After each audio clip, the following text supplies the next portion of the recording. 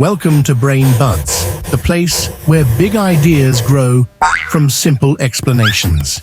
Today, we're exploring one of the most powerful innovation tools in the world, a method used by designers, entrepreneurs, teachers, and problem solvers everywhere. It's called design thinking. And even though it's taught in top design and business schools, its heart is something all of us naturally understand: solving real problems for real people. Design thinking is a 5-step process: empathize, define, ideate, prototype, and test. But it's more than a checklist. It's a mindset that transforms how we understand others, how we create solutions, and how we bring ideas to life. The journey begins with empathize. Before thinking about solutions, we must understand the people we want to help. Imagine you're designing something for elderly individuals. Instead of assuming what they need, you visit them, sit with them, and listen. One person tells you how much they miss walking in the park. Another explains that their biggest fear is losing independence. A third says, loneliness feels heavier than physical pain. You start to hear not just facts, but emotions, the quiet details that shape their daily lives. You take notes, ask follow-up questions, and gently explore deeper stories. Empathy requires curiosity without judgment. You're not trying to fix anything yet. You're simply witnessing their reality. After interviewing multiple people, patterns begin to form. Clues appear. Assumptions fade. Real needs start to shine through. This leads naturally to step 2. Define the problem. Here, you gather all the notes, stories, and emotions you collected and look for connections. You underline the verbs: walk, visit, connect, share, move, feel safe. Then you look deeper. Why do these activities matter? What need sits underneath? You realize the problem is not simply mobility. It is connection. It is dignity. It is belonging. With this insight, you write a clear problem statement, such as, elderly people want to stay connected with others and maintain their independence.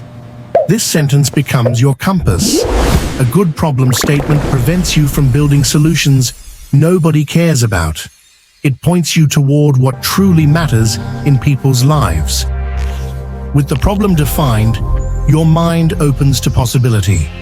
Step 3 is Ideate, the creative explosion of the process. Your goal here is not to find a perfect idea, but to create many ideas without judging them. The more unconventional, the better. Maybe you imagine a virtual reality system that lets seniors visit places around the world. Maybe you think of a hoverboard designed for stability and balance. Maybe you sketch a pushcart that doubles as a chair, a walker, and a small companion. Ideas flow freely. You sketch them quickly, show them to users, and watch their reactions. Some ideas make them excited. Others confuse them. Their feedback becomes your creative filter. Instead of designing in a vacuum, you design alongside the people you want to help. Now, it's time for prototype. A prototype isn't a final product. It's a rough, simplified model. It could be cardboard, paper, a quick digital mock-up. Prototypes exist, so ideas can be tested quickly without spending too much time or money. You begin shaping your chosen idea into something real, a version that is just good enough for someone to try. You think about how it fits into their life. Will they use it indoors or outside? Can they lift it? Does it feel natural? A prototype helps you discover what works, what doesn't, and what you need to change next. Then comes test, the moment when your idea meets reality. You take your prototype back to users and watch closely. Does the elderly person find it too heavy, too tall, too complicated? Does it make them smile? Do they want to use it again? Testing isn't about defending your design. It's about learning. Every piece of feedback, even negative feedback, brings you closer to a solution that truly works. And usually, testing sends you back to earlier stages. You tweak the idea, rebuild parts of the prototype, and test again. Design thinking is a loop, not a straight line. You repeat the cycle until the design genuinely improves someone's life. As your prototype evolves, something beautiful happens. Your solution becomes more intuitive, more thoughtful, more human. The elderly user tests the new version and says, "This actually helps." At that moment, you realize you haven't just designed an object. You've designed dignity. You've designed connection. You've designed a bridge between what someone needs and what the world offers. But design thinking reveals something deeper than innovation. It teaches humility. It shows us that solutions should not begin with our own opinions, but with someone else's lived experience. It reminds us that real problems are often emotional before they are practical. When we empathize deeply, we stop assuming and start understanding.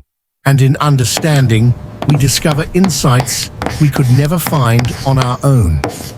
Design thinking also reframes failure. In most areas of life, failure feels final. But in this process, failure is a precious signal pointing the way forward. When a prototype breaks or a user says, "I don't like this," it gives you information. It eliminates wrong paths. It sharpens your intuition. Innovators who embrace this mindset stop fearing mistakes and start welcoming them. They know each loop around the cycle brings stronger clarity. And the best part? Design thinking is not limited to designers. Teachers can use it to create better learning experiences. Parents can use it to solve family challenges. Students can use it for school projects. Entrepreneurs use it to build meaningful products. Even friends can use it to improve communication. The mindset stays the same. Listen deeply, understand human needs, build thoughtfully, and improve continuously. So the next time you face a problem, big or small, try approaching it like a designer. Step into someone else's world. Ask questions. Watch carefully. Then define the true need. Brainstorm boldly, build something simple, and test it with openness. You'll be surprised how many problems become solvable when you change how you see them. Design thinking teaches us that meaningful solutions don't start with answers. They start with empathy, with the courage to pause, listen, and understand. And from that place, the most innovative ideas come naturally. Thank you for watching Brain Buds. If you enjoyed this video, be sure to like, share, and subscribe.